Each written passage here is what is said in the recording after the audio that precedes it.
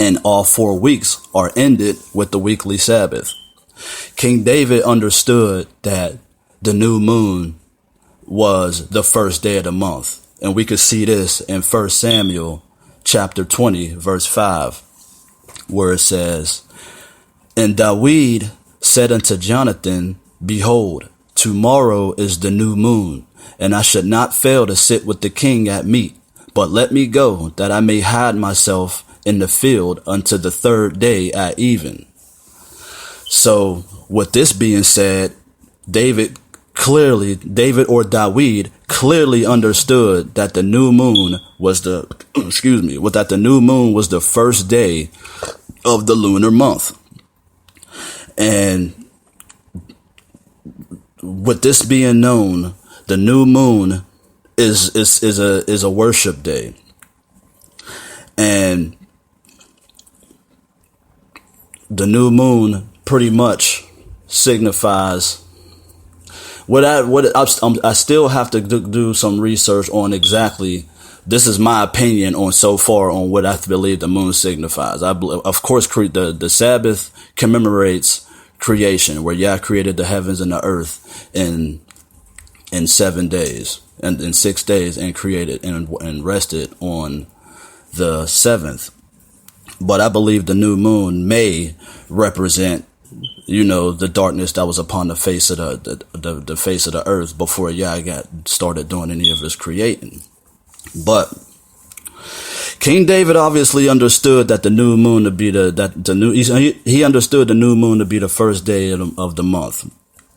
Now, there's a difference between, in the Hebrew, the Kodesh, which is the new moon itself, and the Hebrew word Yurak, which talks about the month or the moon itself, the lunation, the duration of the lunar cycle.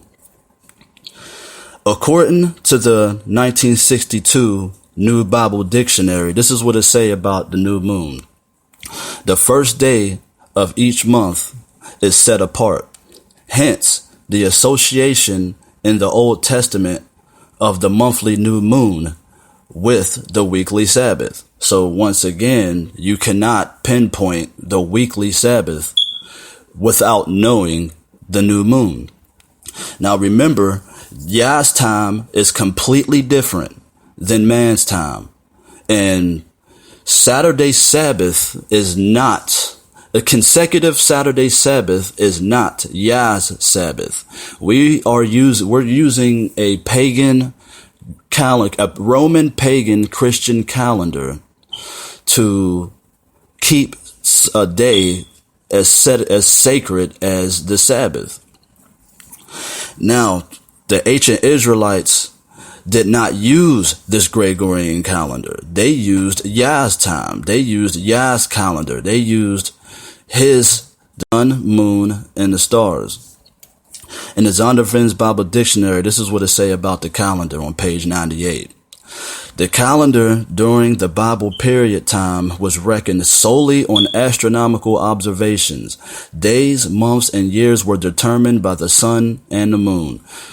And days of the week were designated by ordinal numbers. So there wasn't no Sunday, Monday, Tuesday, Wednesday, Thursday, Friday, and Saturday. And a lot of Hebrews like to say they like to make a lot of excuses to continue using this pagan calendar to keep Yah's Sabbath by saying nothing really changed. The calendar, the weekly count is the same. The only thing that changed was the names of the week. But that's totally wrong. That's error, because man has totally changed time by putting forth their own method of timekeeping in order to keep their own pagan holidays throughout the year. So, also in the Bible, in the Zondervan's Bible Dictionary, this is what it says about time. In the early biblical period, time was marked by sunrise and sunset, phases of the moon, and locations of the constellations. And the Hebrew month began with new moon. So we understand now that the ancient Israelites, our fathers, understood the process of the moon. the lunar cycle. In scriptures, of course, like I said before, the new moon and the Sabbath are constantly mentioned together. For example, in 2 Kings 4, chapter 4, verse 23, it says, "And he said, Wherefore wilt thou go to him today?" Talking about the prophet Samuel. "It is neither new moon nor Sabbath." And she said, "It shall be well." Another one is Isaiah 66:23, where it says, "And it shall come to pass that from one new moon to another, and from one Sabbath to another, shall all flesh come before me. So all flesh come to worship before me, saith Yah." Ezekiel chapter 46, verse 1. "Thus saith the sovereign Yah, the gate of the inner court that looketh towards the east shall be shut 6 working days, but on the Sabbath it shall be opened, and in the day of the new moon it shall be opened." So clearly the Sabbath and the new moon go hand in hand. Now, Yah does not subscribe to man's time because Yah has his own time that he created. But let me give a little bit of history about this Gregorian calendar. It's obviously been named after Pope Gregory the 13th, who introduced it in 1582. So it's a little over 400 years old, and we're using this calendar to keep a day that's been ordained since creation. The Gregorian calendar is a revised version of the Julian calendar, which was proposed by Julius Caesar in 46 BC, which his calendar was a reform of the Roman calendar. In the year 46 BC, the Greek Sosigenes convinced Julius Caesar to reform the Roman calendar to a more manageable form. At this time, Julius also changed the number of the days in the month to achieve a 365-day year in order to, quote-unquote, catch up with the seasons. Julius Caesar also added 90 days to the year 46 BC between November and February. So this calendar that we go by been altered so much that up until now that we're coming into this truth, the true Sabbath was practically lost. Nobody knew what the true Sabbath was because everybody was either keeping it on Sunday, which Constantine put in the law, or Saturday. But what most people don't know, that Saturday was once in the Roman calendar the first day of the week until they moved it back and made it the 7th day. The Julian calendar consisted of cycles of 365-day years followed by a 366-day leap year. Around 9 BC, it was found that the priest in charge of computing the calendar had been adding leap years every 3 years instead of the 4 decreed by Caesar. So that goes to show it's been altered. It's been altered so many times, and we're putting our trust in this Gregorian calendar to worship set apart Yah. And what most don't know also is that this Roman calendar, before it was revised into the Julian calendar, was the Romulus calendar or Roman calendar, which had only 10 months, with each month having either 30 or 31 days, only coming to 304 days in a year. And so the Romans, the enemies of Yisrael, changed the calendar so much by the hand of Julius Caesar, Emperor Constantine, Hillel II, and finally Pope Gregory that eventually the knowledge of the true Sabbath was lost. So we can clearly see that this calendar that we go by to keep a set apart day such as the Sabbath is corrupt. It's corrupt, and it's the solar only calendar. And I say that because Yah didn't just create the sun. He created the sun and the moon, and the stars. But we are putting our trust in the solar only calendar. Clearly, you can see that those that made this calendar, the Roman Catholic Church, responsible for this calendar, are sun worshipers. And that goes pretty far. The fact that they worship the sun goes pretty far, because there's some information about the earth that a lot of y'all probably know what I'm talking about. The solar system, the heliocentric solar system where all the planets move around the sun, but that's another topic. They worship the sun. So obviously their calendar will be in regards to only the sun. So let's jump into the scriptures and see how Yah called his feast days. What are the times that he called the feast days? In Leviticus 23. Leviticus 23, verse 1.